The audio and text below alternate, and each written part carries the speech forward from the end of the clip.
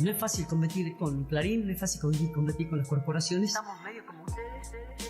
Conservar el espíritu de rebeldía. Hoy les toca competir a ustedes, ¿no? Radio Caput. Estamos medio como ustedes, que digan la verdad y que no anden con miedo. Esas cosas. Soy muy tímida. Ok.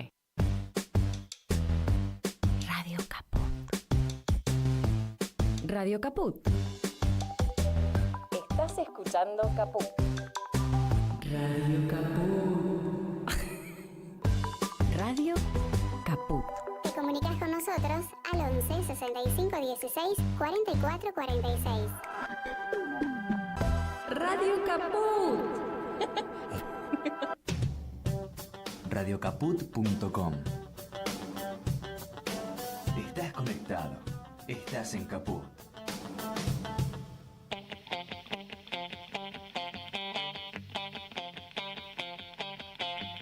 Operativo Clamor. Con Javier Vicente, el relator del pueblo. Tu amor te espera, no esperes más, porque perdiste tanto tiempo. Operativo Clamor. Los jueves a las 14 en Caput.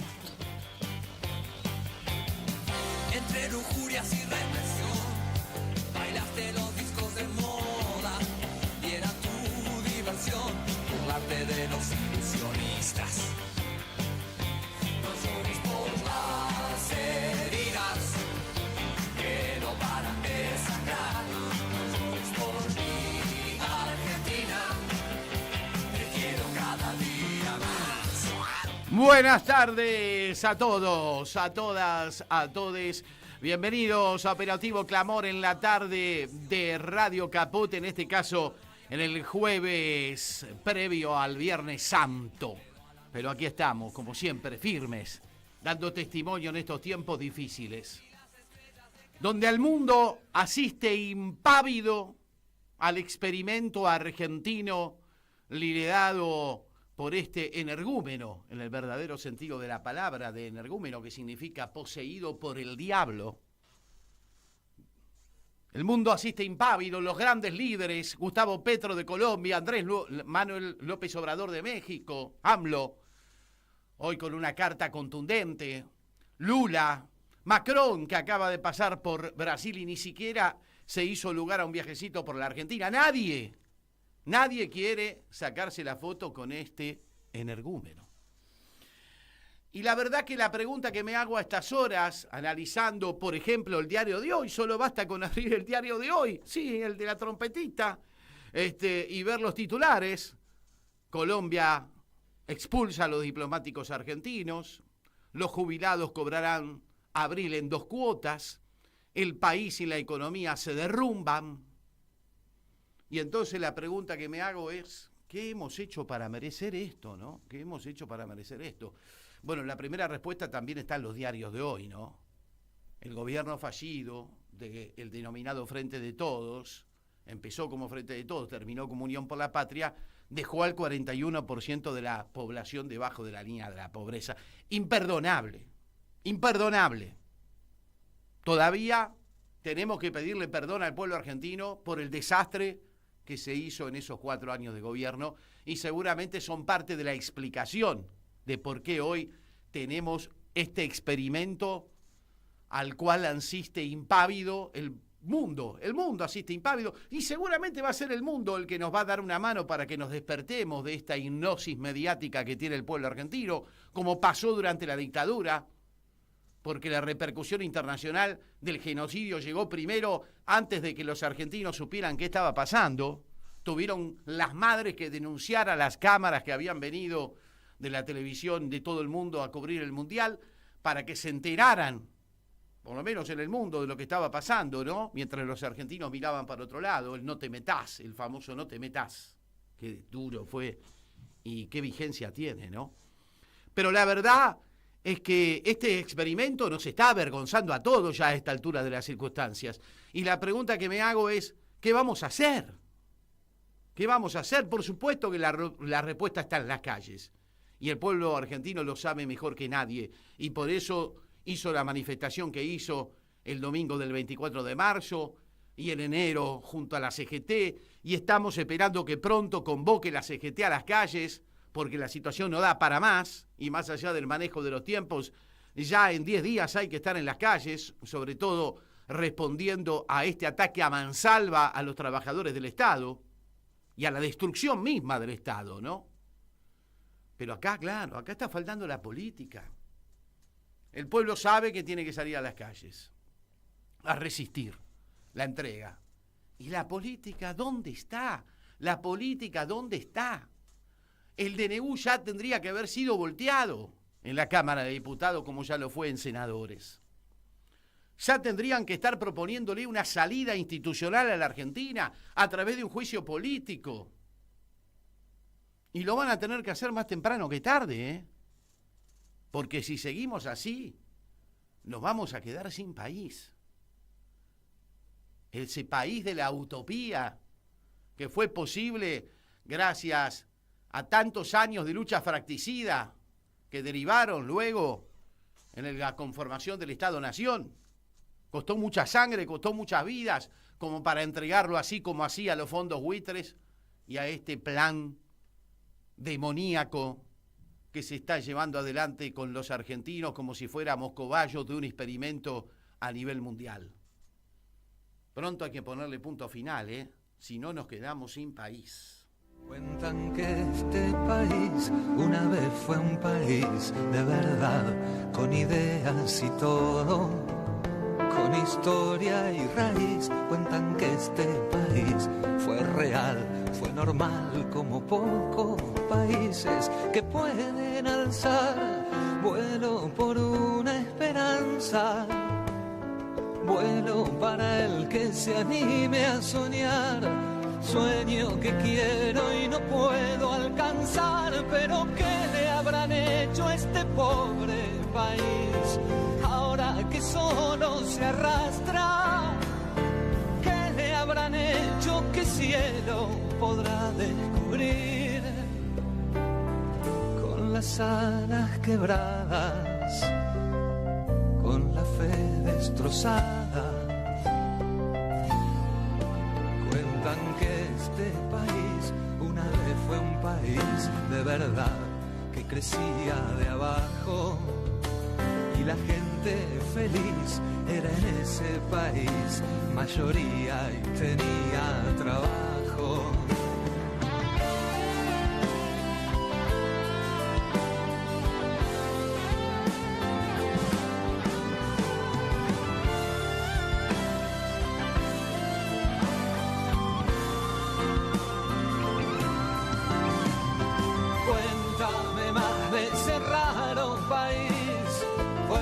Tenaz, orgulloso, que de este pozo no puedo salir, que en esta tierra de nadie ninguno ve. ¿Qué le habrán hecho a este pobre país?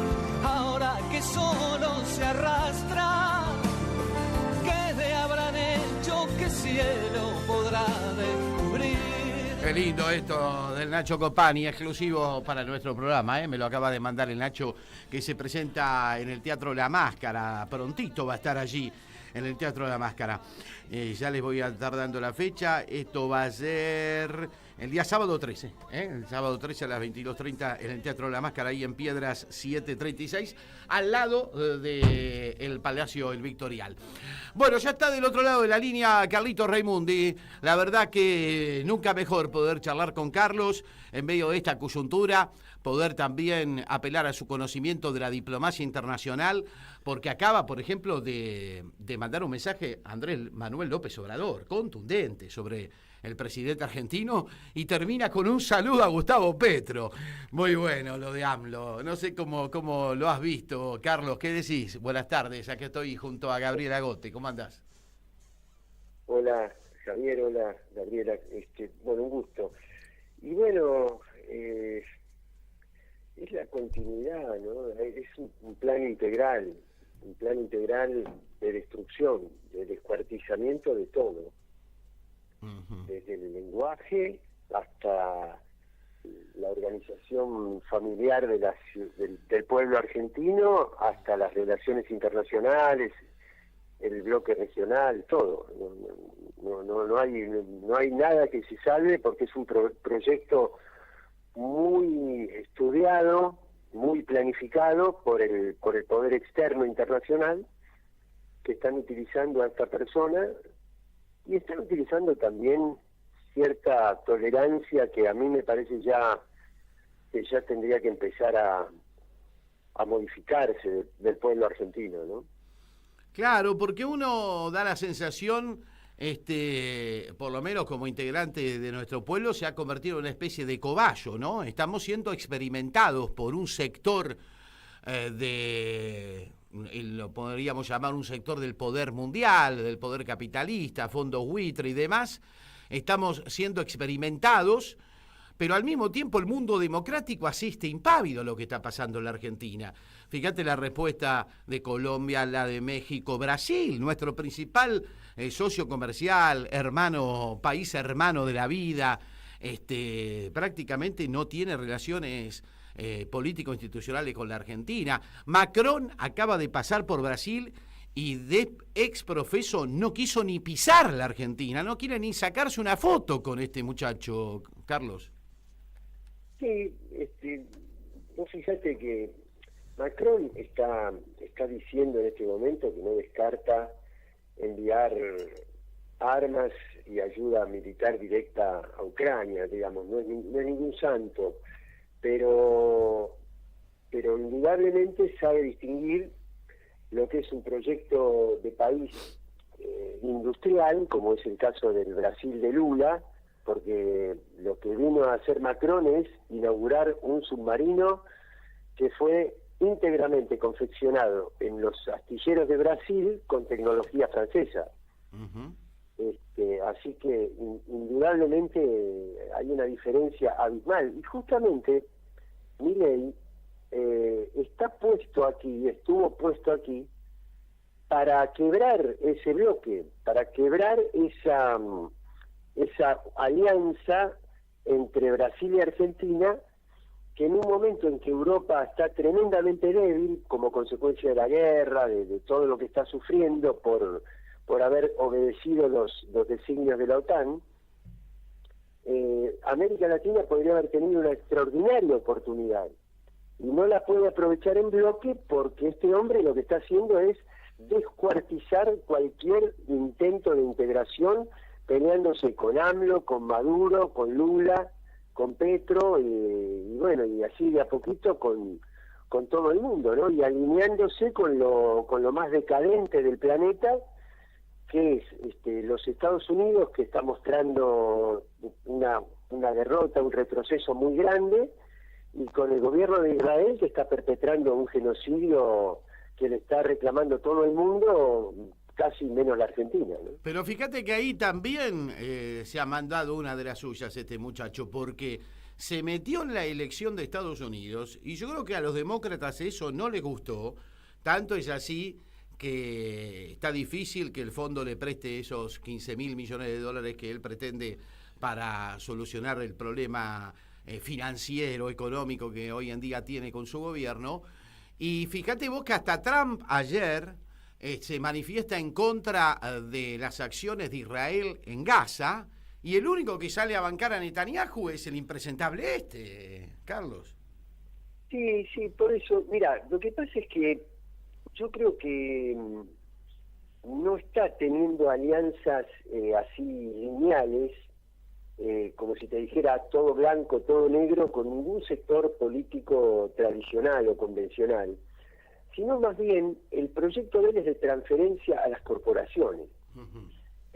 Porque vos fíjate que con Trump él lo que comparte en el abrazo del otro día es la política antiderechos, los exabruptos, el peinado o el despeinado, no sé cómo llamarle, ese tipo de gestos, digamos, pero desde el punto de vista de la política económica, Milei es un desindustrializador serial, y Trump lo que está haciendo es tratar de relocalizar industrias tradicionales de Estados Unidos que por distintas razones se habían expandido por otros lugares del mundo.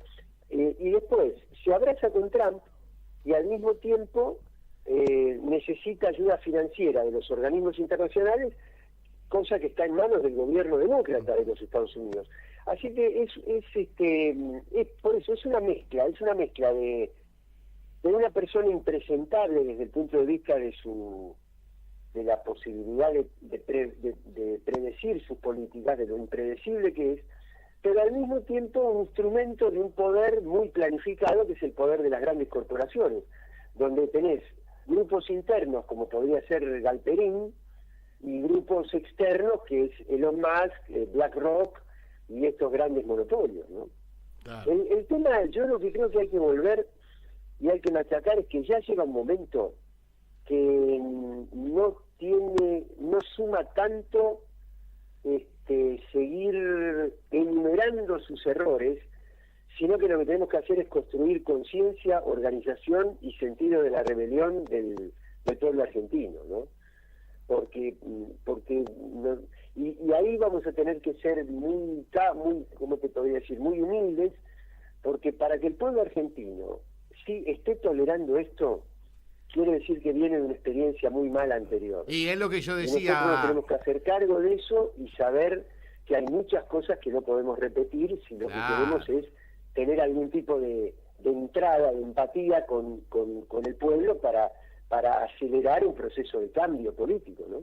Yo decía, Carlos, al comienzo del programa, antes de llamarte, ¿qué hemos hecho para merecer esto? Me preguntaba. Y claro, si vos lees lo diario de hoy y te das cuenta de que el gobierno, nuestro gobierno, terminó con el 41% de pobreza, entonces empezás a entender por qué merecemos esto, ¿no? Sí, absolutamente, Javier, no tengo nada que agregar, sabés que coincidimos absolutamente en esa. Acá lo tengo a Gabriel Agote, que quiere hacerte una pregunta, Carlos. ¿Qué tal, Carlos Raimundi? ¿Cómo estás? Vos sabés que yo pensaba en términos de perspectiva histórica, tratando de acondicionar un poco mi ánimo. O sea, voy a ser minimalista. En algún lugar de nuestra ciudad capital, en un organismo que prefiero recurrir a la quinta enmienda y no mencionar, se cerró un local de atención al público, y hay una política de la crueldad que tiene la gestión por la cual, como bien decía Marcuse en 1960, los conceptos universales se vuelven un caso particular. Entonces el clima que se genera en cierta base particularmente alienada no es un gobierno destructor de mundos que está decidiendo despidos masivos en el Estado, sino que es una suerte de lotería, de juego de la silla, donde se trata de, están llegando los comunicados al GDE de notificación de renovación de contrato, sí o no, eufemismo por si vas a seguir o no vas a seguir, o si te van a cortar el hilo de la espada de Damocles. Ocurrió que una personita a quien su madre se enteró a las 12:12 que había llegado la buena nueva, sus compañeros se le estaban riendo en la cara, los mismos compañeros que hasta el día anterior estaban codo a codo, pensando que ella era la paria, la prescindible, la que no iba a ir a trabajar más, directamente en la cara. O sea, a mí lo que me preocupa esto no es tanto qué es lo que hace el gobierno, sino cómo hemos llegado, porque ese análisis lo hacía Marcuse cuando yo nací en el 64, sobre la ideología de la sociedad industrial avanzada, cómo iban destruyendo la conciencia de clase de los trabajadores hasta llegar al punto en la Argentina donde los compañeros que ayer estaban tomando mate conmigo, hoy se me ríen en la cara porque me despidieron.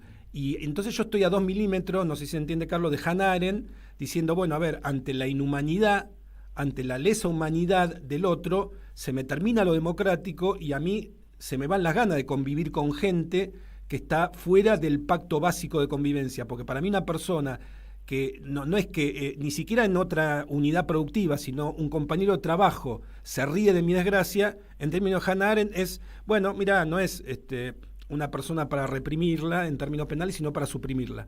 O sea, y me hago cargo absolutamente de lo que estoy diciendo. Es decir, por un lado pensamos cómo el pueblo argentino, como entelequia general, tiene que reaccionar, y en el caso particular lo que vemos es que está habiendo una aquiescencia para llegar a esto. ¿Cómo volvemos de ese infierno, Carlos, para acá? ¿Cómo repechamos esa cuesta? Mira, Gabriel, a mí lo primero que me parece que es extremadamente profundo lo que vos decís, que habría que, yo creo haberlo entendido y lo comparto, pero me parece que hay que insistir con eso, repetirlo mañana, repetirlo más tarde, repetirlo pasado mañana, repetirlo la semana que viene, para que nos vaya entrando todo esto. Lo segundo que te puedo decir, que lo comparto además absolutamente, desde la primera a la última letra que pronunciaste, es una combinación de factores. Nunca los acontecimientos sociales, las tendencias sociales, más cuando se internacionalizan, nunca son el producto de un solo acontecimiento o de un suceso, sino de un proceso y de un conjunto de factores. Hay factores internos, factores endógenos de la Argentina, y hay factores internacionales también. Y coincido, digamos, es decir, no es en vano que de una década para acá nosotros tuvimos varias temporadas de los Juegos de la Muerte, por ejemplo, o del Juego del Calamar, que ¿qué es? Es la supervivencia, claro, a costa de la muerte del otro. Claro. Así que esto viene no solamente de Milei o de la política o de Trump, viene de la cultura, viene del arte, viene de las redes sociales. Sí, yo creo que es una etapa del capitalismo, es una etapa que seguramente voy a coincidir con Marx, de mayor desarrollo al mismo tiempo seguramente de su final, ¿no? Sí, pero te quiero decir dos cosas, no quiero quedarme sin decir dos cosas. Ya en la etapa de Trump, que fue fines de 2020, la elección, de la segunda elección, yo ya estaba en Estados Unidos y ahí me tocó ver esta cuestión de la crueldad, que es una crueldad planificada. Yo recuerdo cuando muere George Floyd por la represión policial y se reaviva, digamos, toda la lucha de los afrodescendientes, el Black Lives Matter, etcétera. Trump no decía no fue mi policía la que mató al negro, sino que decía está bien matar negros. ¿No? Es decir, no es que estaba a la defensiva de una acusación, sino que sacaba pecho de lo que había pasado. Pero lo otro que quiero decir, como vos decís, una persona que se le ríe en la cara a alguien que tiene una desgracia, que hasta ayer era compañero de lucha y hoy es despreciable, y vos decís, yo la tengo que suprimir o siento la necesidad, siento el instinto de suprimirla porque no cumple los pactos democráticos básicos.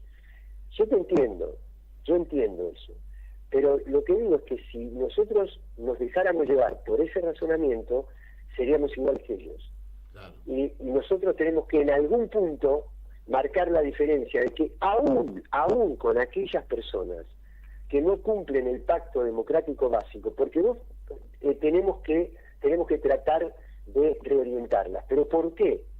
Porque si no lo hacemos, estamos contribuyendo desde otro lado, un lado más humanista, si vos querés, más democrático, ideológicamente distinto, pero estamos contribuyendo también al descuartizamiento de la comunidad. Y nosotros no podemos tolerar, es decir, lo único que no se puede hacer con el caníbal es hacer lo mismo que hace el caníbal. Claro, comérselo. Claro. Ahora, Carlos, yo creo que los lazos de solidaridad siguen presentes en nuestro pueblo, lo hemos visto el domingo pasado en esa enorme movilización del 24. Cuando se convoca, la gente está.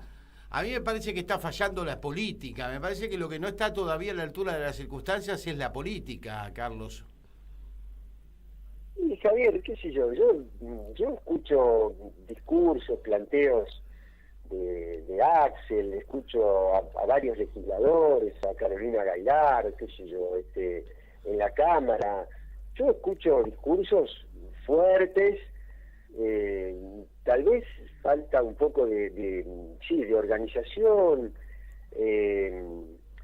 de cohesión, pero yo creo que el planteo desde la política está hecho. Lo que no podemos hacer que es anteponer internas, ¿no? Es decir, si hay algún resquemor de algún sector interno del kirchnerismo con Axel, entonces, no, la verdad que no. En un momento de destrucción como este, no podemos anteponer cuestiones internas. Ahora, cuestiones internas menores. Ahora, yo repito que es muy difícil, aun cuando la política esté organizada, anticiparse al clima del pueblo. Es decir, si el pueblo no reacciona masivamente, la política llega a un punto que si no tiene el pueblo en la calle, va a tener que esperar a las elecciones del año 2025. ¿Entendés? Ahí ya no es porque no haya política, sino porque el pueblo fue ganado, digamos, por una especie de narcotización, de anestesiamiento que hace que estas cosas se prolonguen en el tiempo más de lo debido, ¿no? Claro. Bueno, Carlos, como siempre es un placer charlar contigo, ¿eh? Aprendemos mucho además. Así que no va a faltar oportunidad para renovar la charla. No, para mí es un gusto porque nos vamos enriqueciendo mutuamente todos y eso es lo que tenemos que seguir haciendo en todos los rincones. Muchísimas gracias. Un abrazo grande. Felices Pascua, Carlos Raimondi. Igualmente. Chau, chau. Ahí estaba Carlitos Raimondi charlando con nosotros, interesante como siempre, además con la perspectiva de alguien que viene de estar en la UEA, nada más ni nada menos. Aquí agitando, por supuesto, la defensa de la agencia Telam, como siempre, y al mismo tiempo solidarizándonos con los trabajadores del Estado que están siendo despedidos de un modo brutal, bestial, ¿no es cierto? Porque no es solo no solo es el daño que le haces al trabajador en sí mismo, sino el daño que le estás haciendo al Estado. Ayer veía un trabajador del servicio meteorológico que fue echado después de 20 años de tarea, un tipo súper preparado, Universidad Complutense de Madrid, doctorados, el Estado además le financió su preparación para que el tipo esté en el lugar y en el mejor lugar y siendo el que realmente se merece estar ahí, y lo despidieron como una rata. ¿Y qué Estado te queda? Si vos despedís a un tipo preparado, instruido, al que vos le financiaste su formación para que te sirva después, en este caso en el Servicio Meteorológico Nacional. Una locura, ¿no? Un ente de excelencia académica, Javier. Vos sabías que hace no demasiado tiempo la directora del Servicio Meteorológico Nacional, ahora te lo chequeo, ¿viste? En Laura Pausini, te lo googleo, fue nombrada en un lugar expectante de la Sociedad Meteorológica a nivel internacional. A nivel internacional. Sí. Por eso todo esto parte de una gran mentira. Y fíjate lo que está pasando en el ENACOM, con cierre masivo de sucursales en todo el país, que atendían a las demandas que la propia ley de servicios de comunicación audiovisual genera. Por eso lo tenemos del otro lado de la línea a Gustavo López, que estuvo hasta hace poquito como vicepresidente de esa entidad. ¿Cómo te va, Gustavo? ¿Qué decís? Aquí Javier Vicente junto a Gabriel Agote. Un abrazo, Javier, Gabriel, ¿cómo están? La verdad que sí. Preocupado, ¿no? Bueno, nosotros, yo también particularmente, digamos, lo del ENACOM, que acaban de ordenar el cierre de las 26 delegaciones del interior del país. Había 2 en la provincia de Buenos Aires, 3 en la provincia, La Plata, Río de Plata, Bahía Blanca, Rosario, Santa Fe, y después una por cada una del resto de las provincias. Todas esas sucursales, como mencionás, en realidad, todas las delegaciones que cumplían un rol fundamental.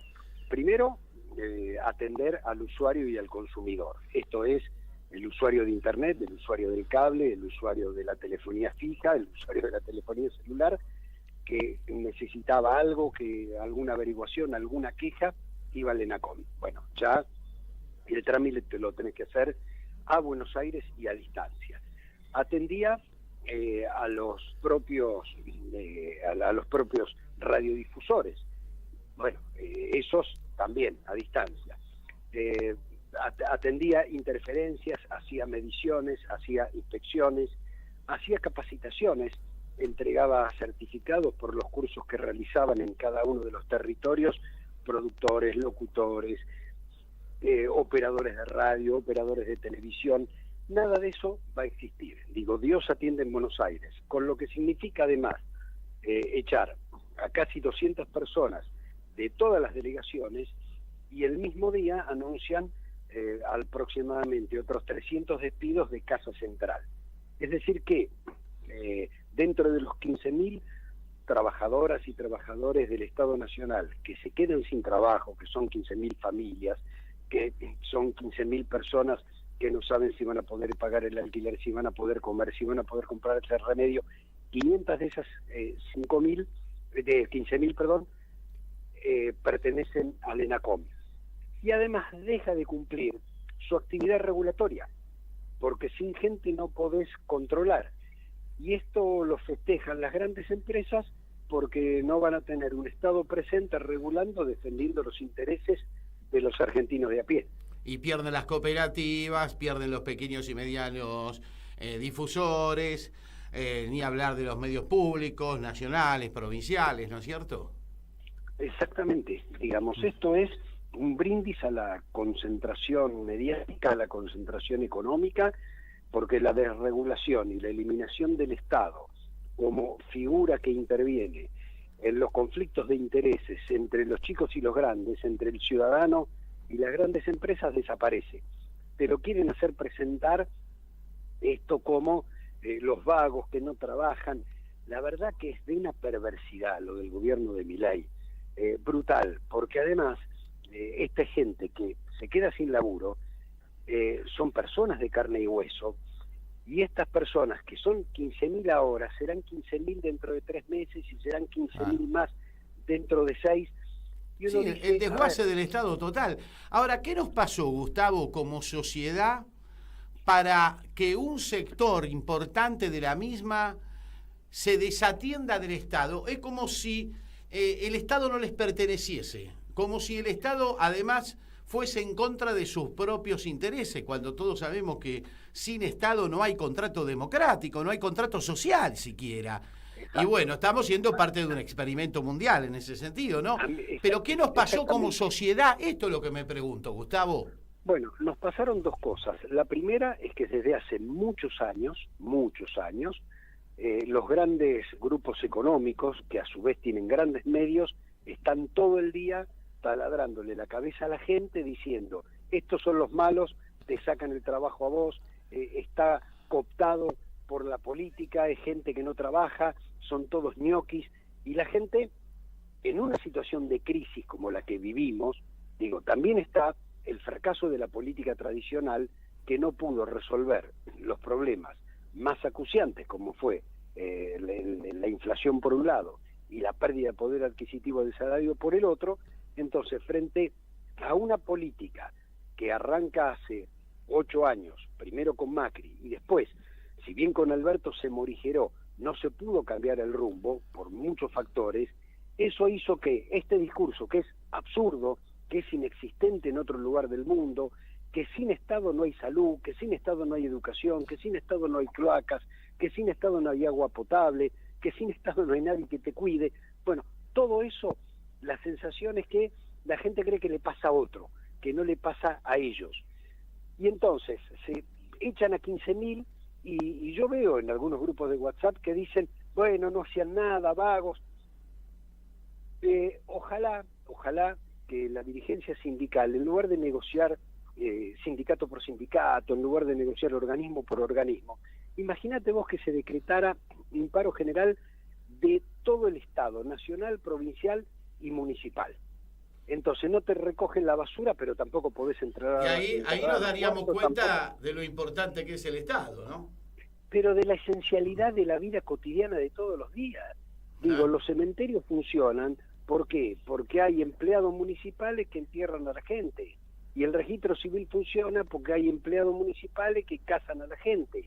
Y la basura se recoge... No, bueno, pero lamentablemente, Gustavo, ha hecho carne el discurso de que el Estado no sirve para nada, de que el Estado es más, es contrario a los intereses de la sociedad. Lo plantea el presidente día a día, minuto a minuto, y nadie dice nada. Esto es lo más loco, ¿no? Bueno, el presidente lo plantea, el presidente es un perverso, porque además esto de gozar con la desgracia ajena, gozar con los despidos masivos, gozar con ese tipo de cosas, es inconcebible que se esté celebrando que miles de personas quedan en la calle.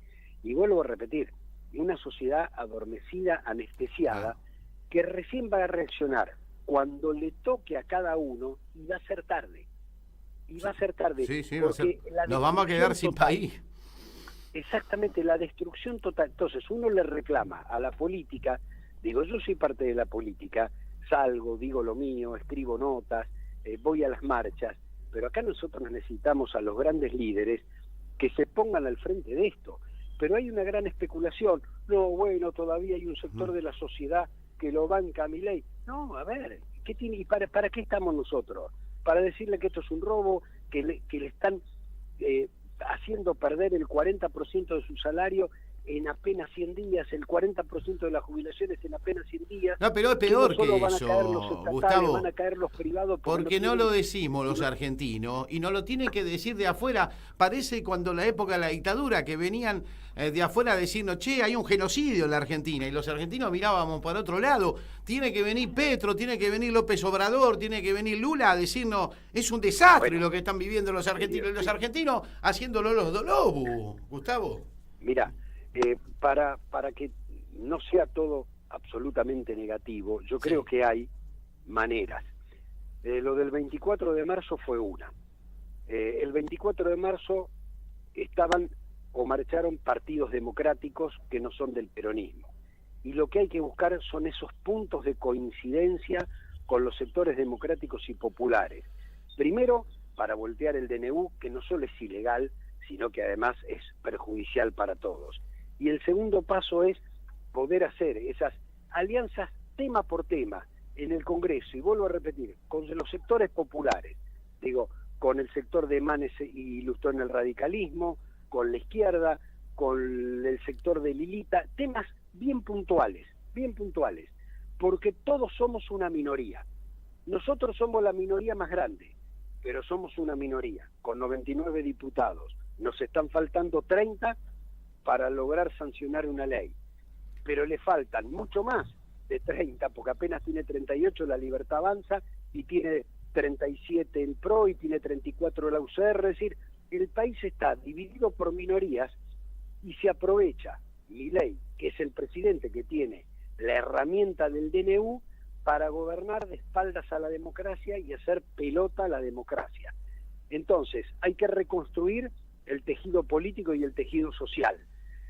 Bueno, en esa tarea me parece que hay que ser inteligentes, y lo del 24 de marzo no le fue gratis al gobierno, no le salió bien la jugada, porque incluso en La Nación Más, canal que lo banca a muerte, salieron los periodistas a decir, no, hasta acá llegamos, hay un límite, la democracia o la dictadura.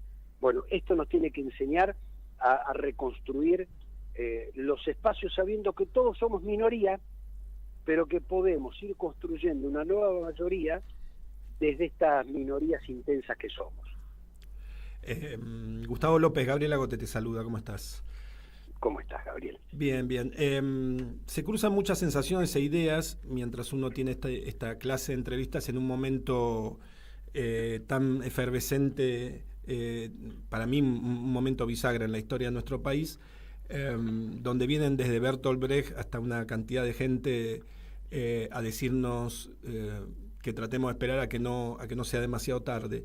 Recordaba, mientras te estaba escuchando charlar con Javier, ya me va a venir a la memoria una nota legendaria en la Humor, cuando se empezaba a discutir ya en la época de Alfonsín el tema del tamaño del Estado y demás,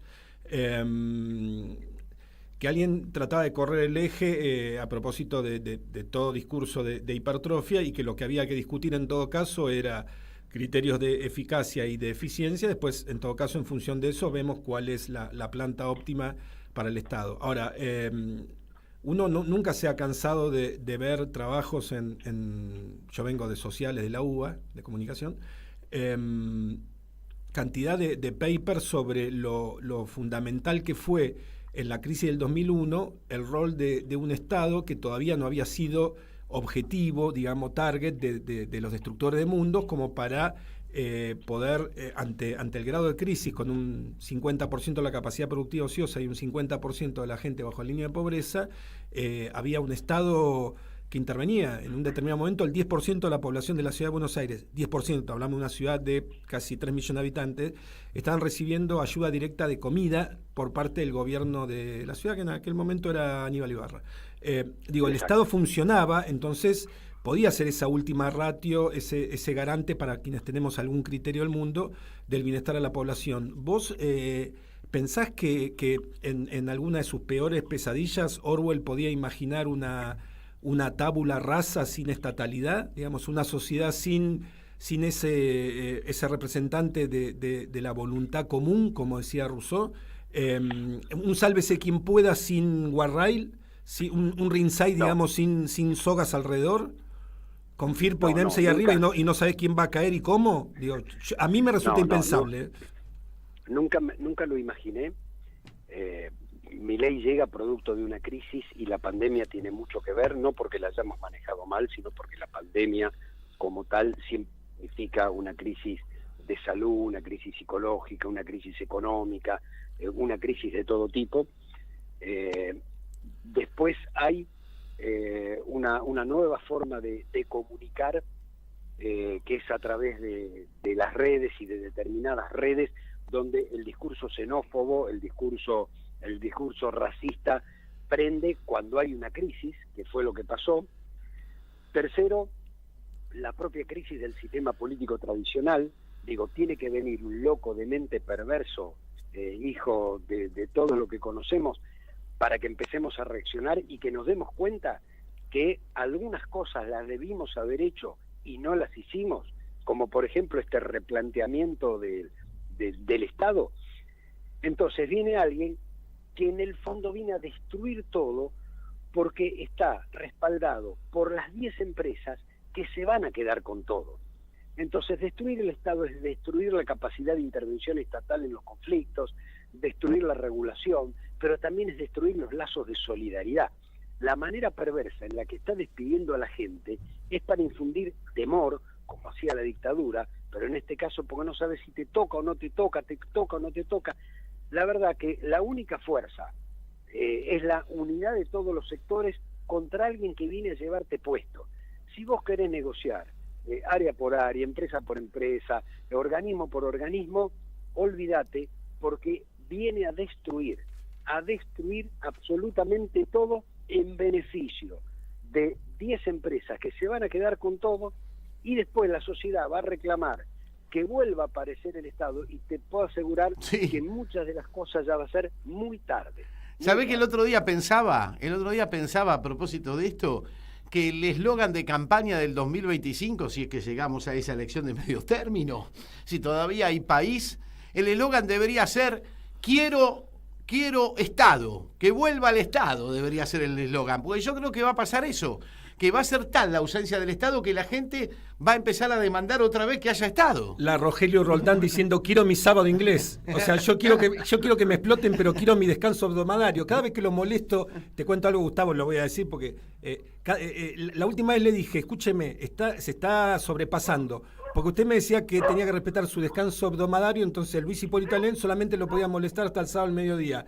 La última vez que le hice una nota lo molesté el sábado a la mañana y ya había avanzado en dirección, digamos, había avanzado sobre la Mireya Albiol. Le dije, no es así la cosa, o sea, no. Usted a las 13 del sábado entra en régimen inglés, y no, esto es joda. Hay que irla pensando esa, Gustavo, como consigna ya para Rogelio el 2025, sí, ¿no? Quiero el Estado, quiero mi sábado inglés, sí. Pero bueno. Es así. Sí. Bueno, Gustavito, como siempre, un placer charlar contigo, No, gracias a ustedes y les mando un abrazo grande. Un abrazo grande, y nos encontramos movilizados, que me parece que va a ser la mejor forma de resistir esto, hay ¿no? que copar las calles. A copar las calles. Gustavo López charlando con nosotros. Acá le muestro a nuestros oyentes esto que se denomina Tote, que es una bolsita con diseño, con el diseño de La Patria no se vende, se defiende. Tote, dijo. Tote. Acá la remera, el mismo diseño, el de la remera que tengo. Nosotros vamos a hacer partícipes a nuestros oyentes de un sorteo que se van a llevar esta bolsita hermosa con la consigna La Patria no se vende, se defiende, y el diseño hermoso que tiene, de mevoyalmar.dg, que es parte de la Feria Peronista, @Feria Peronista, que se realiza todos los meses allí en el Victorial, en el Palacio del Victorial, y que seguramente ya va a tener fecha el 13 de abril para una nueva feria. Pero nosotros esto lo vamos a sortear entre los oyentes, que escaneen el QR que está en la pantalla, está a la izquierda de la pantalla, señora. Si usted está de frente a la pantalla, a la derecha abajo, señora, como decía Aiello, el gran relator de fútbol, él decía a la derecha de su pantalla, señora. Bueno, a la derecha abajo, usted escanea el QR y allí puede hacer su aporte para el programa y para la radio. Bueno, a quienes participen haciendo su aporte en el QR, nosotros lo vamos a estar sorteando los próximos días, este tote hermoso de La Patria no se vende. ¿Tiene que ir con una frase clave, por ejemplo, ¿qué noche Toté Quirós? O... No, con que colabore ya se anota en el concurso. Muy bien. Después lo reiteramos. Pero del otro lado de la línea lo tenemos al doctor, creo que es doctor Roberto Salvarezza. Ustedes lo conocen de la época que fue ministro de Ciencia de Cristina, diputado nacional, profesor universitario. ¿Cómo está, Salvarezza? ¿Qué dice usted? Javier Vicente lo saluda aquí junto a Gabriel Agote. ¿Qué tal? Buenas tardes, un gusto hablar con ustedes. Lo mismo nosotros. Preocupado por la situación de un Estado que prácticamente está desapareciendo, el Estado argentino, y con ello se está llevando a nuestra ciencia, se está llevando a nuestra universidad, se está llevando todo puesto, Salvarezza. Sí, tal cual lo decís vos, ¿no? A veces hay miradas de parte de la comunidad científica que parece que esto es contra nosotros, ¿no? Contra los científicos. Y la verdad que es más general esto, es una mirada de parte del gobierno nacional, de Javier Milei, sobre el Estado, ¿no? Vos te acordás que en declaraciones a medios internacionales dijo que el Estado es una asociación criminal.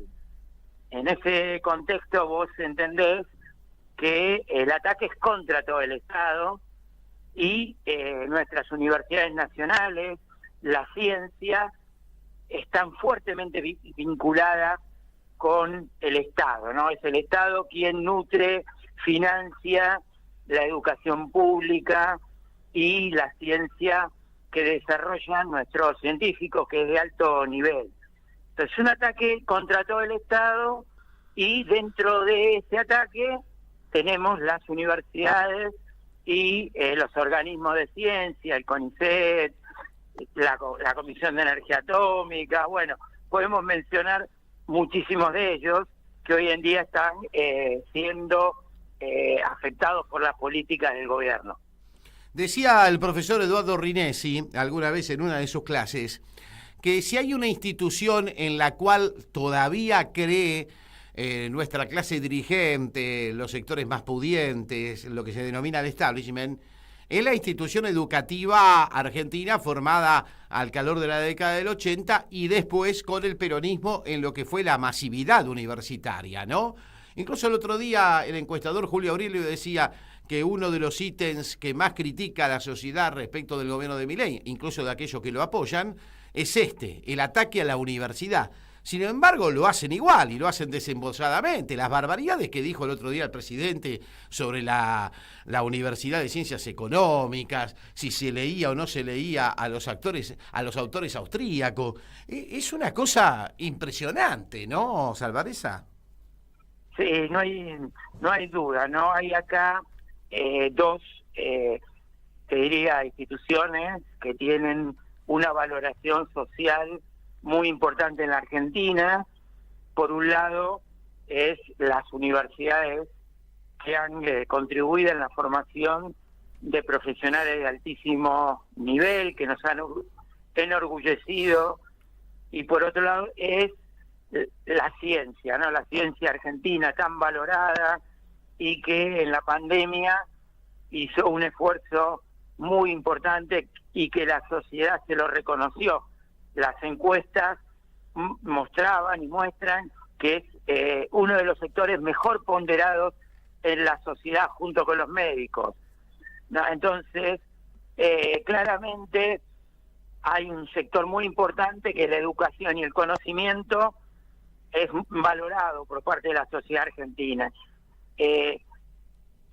Esto no implica que el gobierno nacional, Milei, apunte contra estas instituciones, ¿no?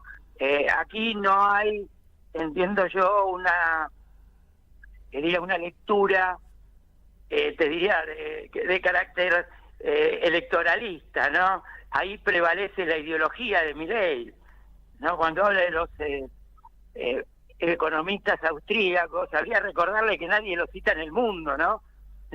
Por eso es que no se enseñan porque no sirven, porque no han implementado en ninguna parte del mundo esas propuestas, mientras que otros autores sí, que bien o mal han sido el centro de debates históricos, ¿no?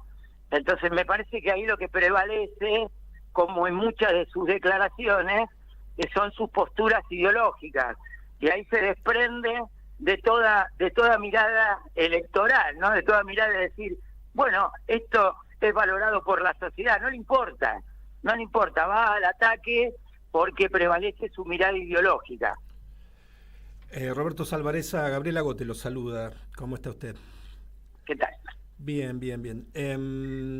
Si el señor me da tiempo, para los creyentes, estoy pensando escribir algo, en algún momento grabater algo del orden de...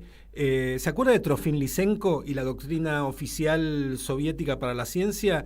Esta cosa del presidente con la escuela austríaca, que yo no quiero esperar el último diario del lunes cuando ya directamente pongamos bandera de remate a la sociedad argentina, para que la gente entienda hacia dónde nos lleva la escuela austríaca. Yo cuando escucho la escuela austríaca pienso en la película La Caída y los últimos 11 días de Berlín bajo 20.000 cañones arrasándola, del mariscal Zhukov, ¿no? De ese señor ídolo megalómano de tanta gente idiota en el mundo. Perdone que lo diga así.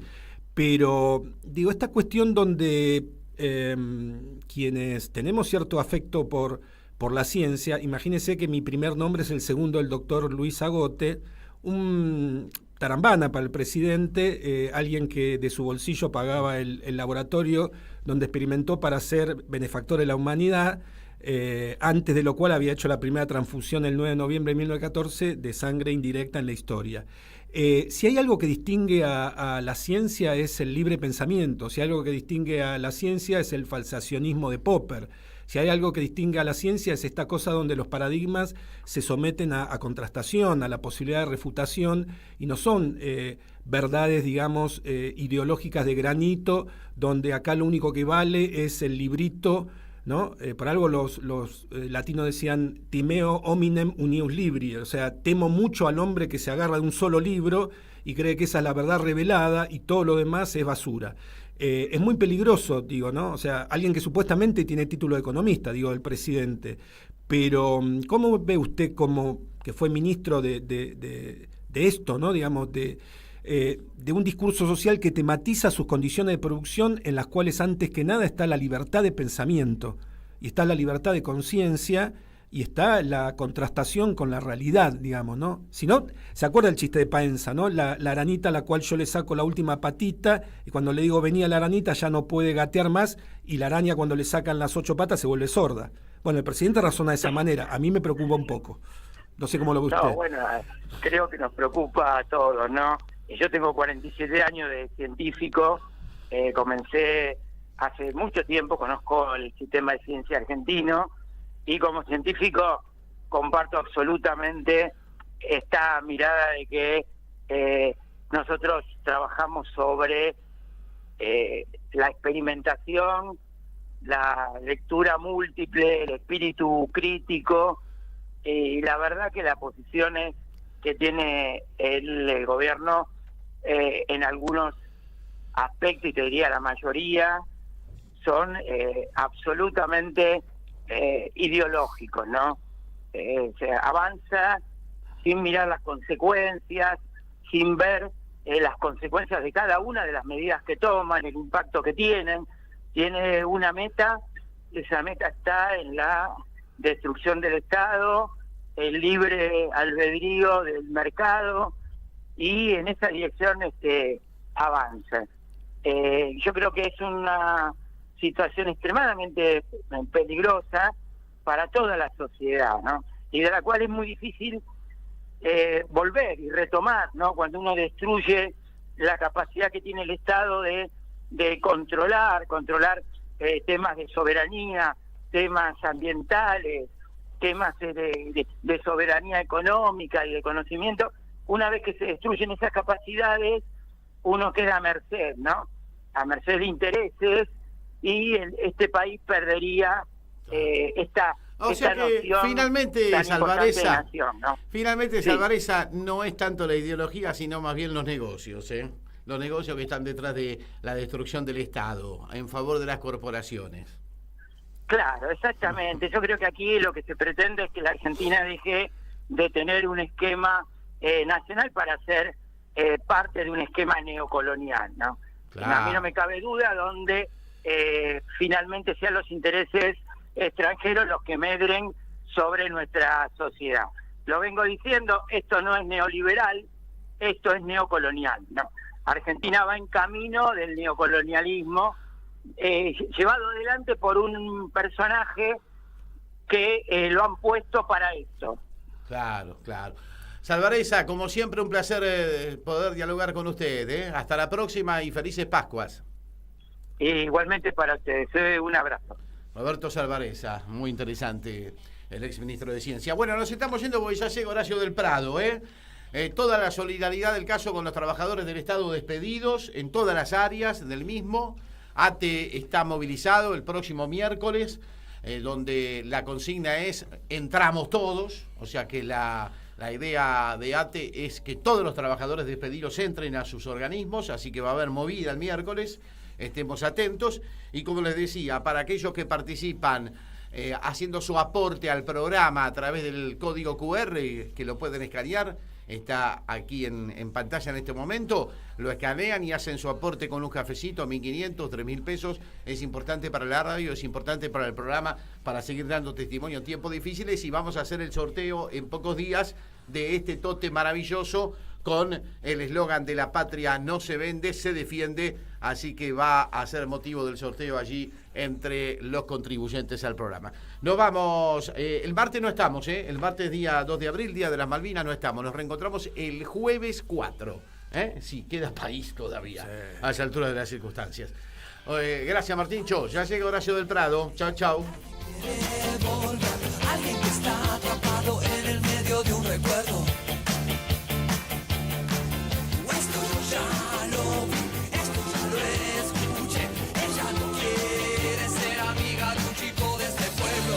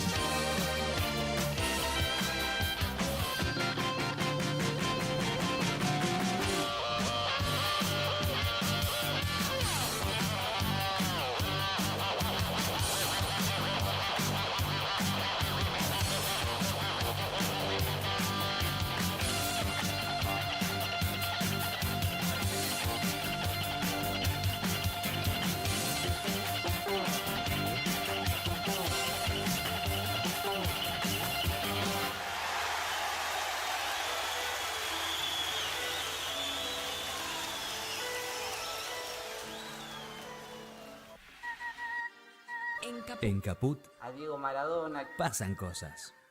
todo el apoyo sincero de un peronista, de un hombre que quiere que la gente coma, que la gente sea feliz. Por eso le mando un beso grande a Eber Bonafini y a vos, Calamaro, te quiero mucho. Muchas gracias por compartir el Santuario de las Madres. Son unos encuentros muy sentimentales los nuestros. La verdad que nos queremos mucho. Radio Caput. Diego es Diego. Y bueno, son esas personas que son indispensables, ¿viste? Esas cosas. Esas personas que son indispensables. ¿Querés arrancar la mañana bien informado? Infosiberia, las noticias en tu celular.